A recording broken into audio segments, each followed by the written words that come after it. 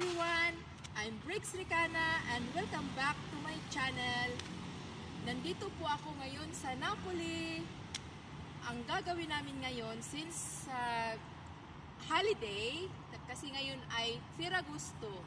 So, Buon Ferragosto at tutti. Ang gagawin namin ngayon ay mangunguha raw kami ng tahong. Sana meron! Let's go! Guys, papunta na kami sa dagat, sa Lungomare, Napoli. Kasama ko po yung mga kaibigan ko, si Ate Jocelyn, si Jonah. Kami po yung nangunguha talaga kami ng tahong. Ang mga Pilipino dito ayaw nila kasi hindi ko alam. Pero kami, 2 years na kaming huminto, pero ngayon babalik kaming mangunguha. So, papakita ko sa inyo mamaya. Nandito na po kami sa dagat. Ito po yung Lungomare di Napoli. Papakita ko sa inyo.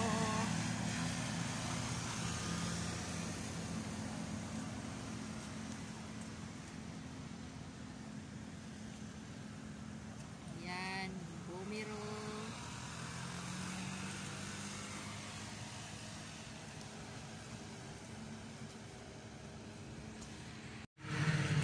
Parating na po kami sa aming pwesto kung saan kami mangunguha ng tahong. So ito po yung Lungomare sa Napoli. So yung papuntahan namin, yung area na nakukuha dito sa video, yan yung tinatawag na Margellina. So ito pero doon kami sa unahan. Diyan sa gilid-gilid sa mga bato, may mga dumidikit na tahong. Hindi ito tahong na kinoculture. Kung hindi, yung dumidikit lang sa mga bato. So, sana meron. Kuhanan ko muna ang buong Lungomare. Dito po nagja-jogging ang mga tao sa tabi ng dagat. So, kung mapapansin niyo, meron na akong kuha dito. Yan yun yung Castel del Novo. Oo, yan. So, ngayon, check time is 7:30 AM. So, mataas-taas na yung araw. So, ito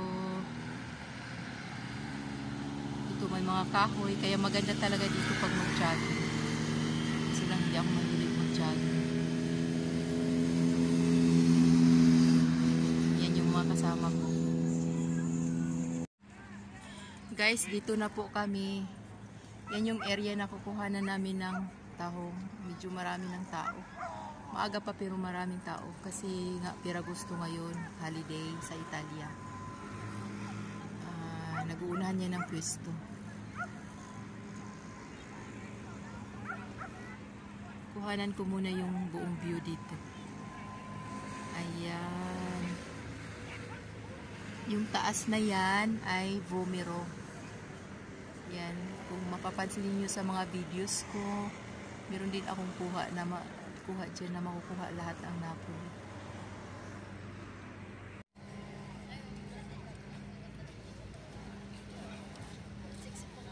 So, in that area, doon kami aakyat mamaya. Ayan. Dito lang sila naliligo. Yung hindi na makakapunta sa mga malalayo katulad doon sa Positano. So dito lang sila diyan na lang sila maliligo. So ito na po kami, diyan aakyat kami diyan sa mga bato kasi nasa likod niyan nandoon yung area na kukuhanan namin ng tao. So mahirap kailangan kong i-off muna ito. Ayan sila, umakyat na sila. Ayan.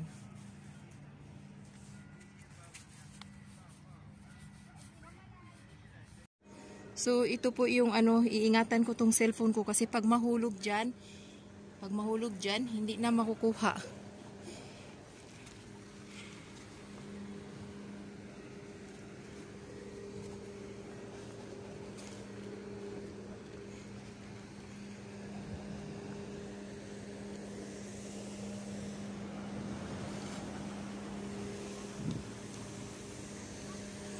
Ayan, maraming magtatambay dito tuwing gabi.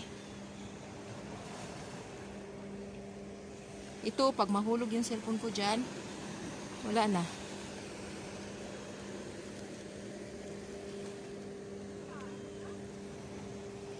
So, malalim daw pero maraming tahong. Oh! Maraming siyang tahong.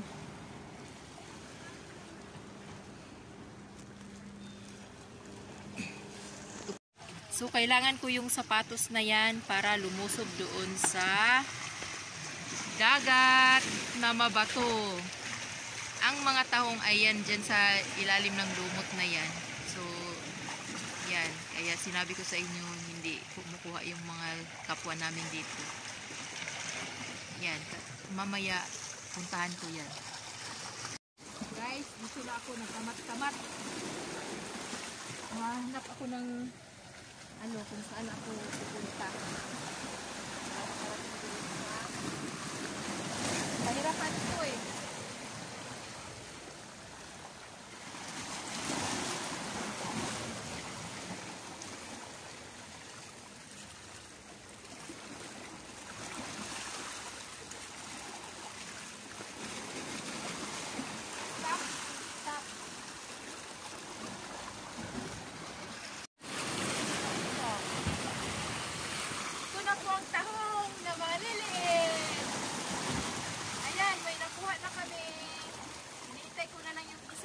Para magkuha ng plastic.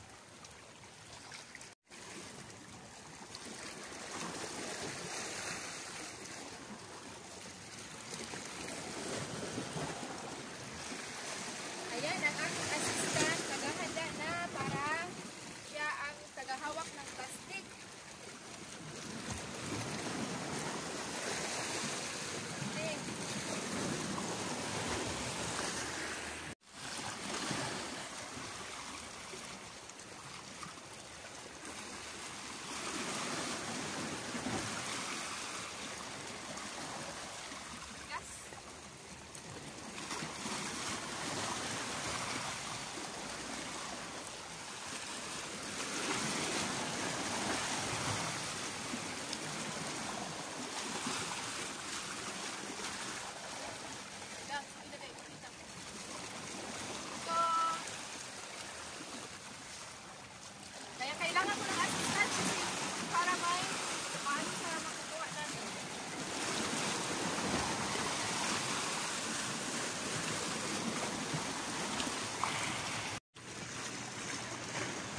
Ayan na sila. Hello guys. Oo, yan kinukuha nila yung kinukuha nila kaso lang minampas kami sa dagat. Pero may nakukuha na rin kami. Ayan silang dalawa. Ako tapos na akong lumusob. May sugat na ako sa kamay ko, oh.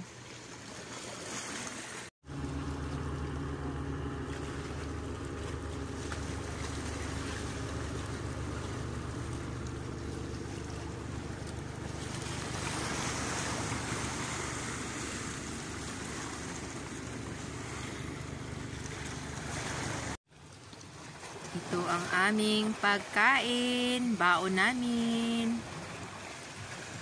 Ayun si Ate Jo. Lumulublob, nagtatago sa bato. Akala mo expert na expert siyang lumangoy. Ayan siya si Serena Jusilin. Say ciao! Ciao Serena! Ciao po!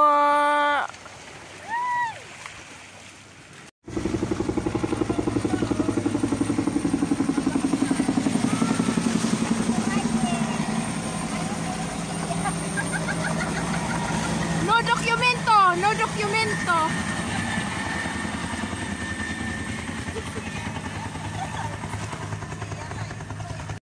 Ito na po yung nakukuha naming tahong. Ayan, so pinipili na lang namin yung malalaki, ibabalik namin yung mga maliliit. Kasi kawawa naman sila. Sa susunod na taon, kukunin namin sila. We shall return. Okay? We shall return to pick you.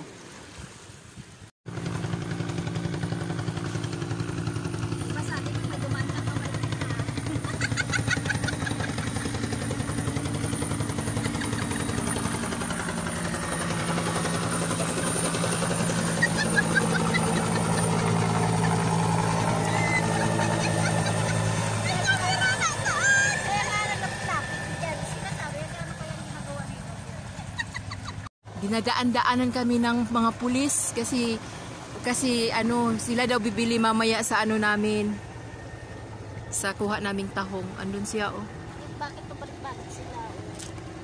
Ayan, nasaan ba yun?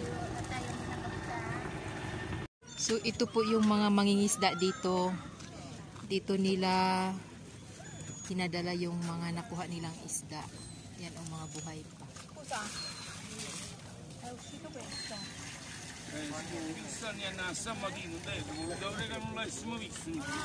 Quanto costa una?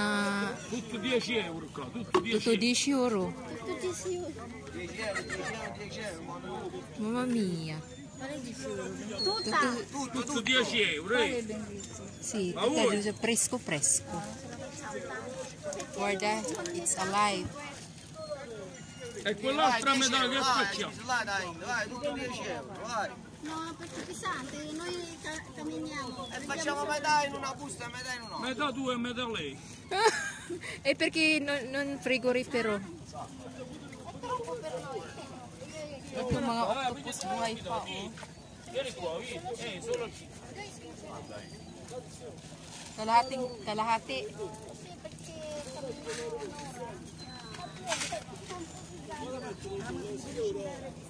Maganda pala dito pag dito tayo mangisda, mamimili ng isda. Kasi presko pa. Mga buhay-buhay pa, oh. Bibili ang kasama ko. Bibili siya ng kalahati.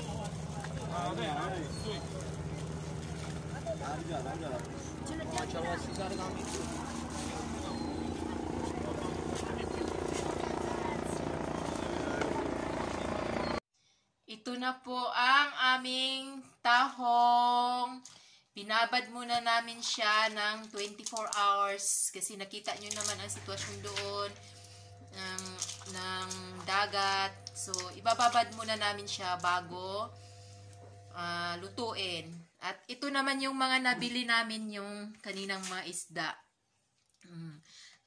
Makakain na namin siya ngayon. Ay, hindi pa pala, lutuin pa. So, ito na yon lahat. Yung nabili naming isda doon sa talipapa, sa tabing dagat. Piprituhin namin siya. Yung iba naman, ginawa ng paksiw. Nasintensyahan na. Ito na. Pero kaluluto pa lang. Ayan, lulutuin pa lang gawing paksiw. Saka yan, nililinis pa lang siya. Nililinis. Iwan ko anong pagkaluto niyan. Anong pagkaluto dyan, Serena? Prito rin? Okay. After 24 hours of soaking, ito na siya.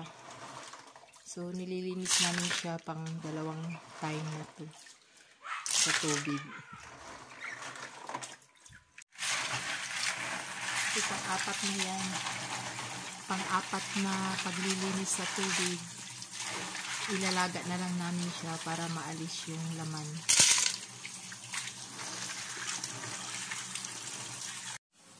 Ito na po ang paglilinis. Inaalis na namin sa kaniyang, anong tawag nito ba? Shell. Sa kaniyang shell. Lulutuin na namin siya mamaya. Ang paghahanda ng aming nakuhang tahong. Ito yun. Ito yun. Oh.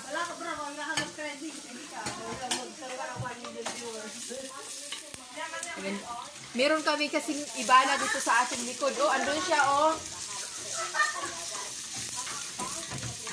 So, ito gagawin siyang pait na. Parang si may paila. Risotto. Risotto pala. Risotto daw ang pangalan yan. Gagawin namin siyang risotto. Con frutta di mare. Frutta di mare. Frutta di mare. Con frutto di mare. Tahong. Tahong. Ayan, unahin muna niya ang bigas. Pina-fried muna niya yung bigas. Akala mo ako ang nagluluto? Hindi. Si Juna siya. Siya yun ang nagluluto, oh. Oy, join ka kami to. Magkakaaway tayo. Yan eh. More. Tama na ka. Marami kayo. Ayan, minix na niya.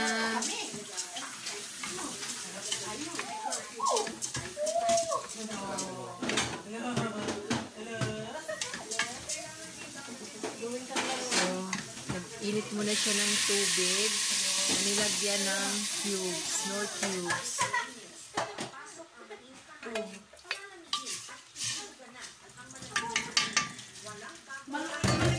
Oy. Tapos, takpan. In 8 minutes, maluluto na yan kasi niluto sa pressure cooker. So, hintayin natin ng 8 minutes. Yan na po siya. Ito na po siya. Ang aming risotto di frutto di mare. Tahong. Ha? Tahong. De tahong.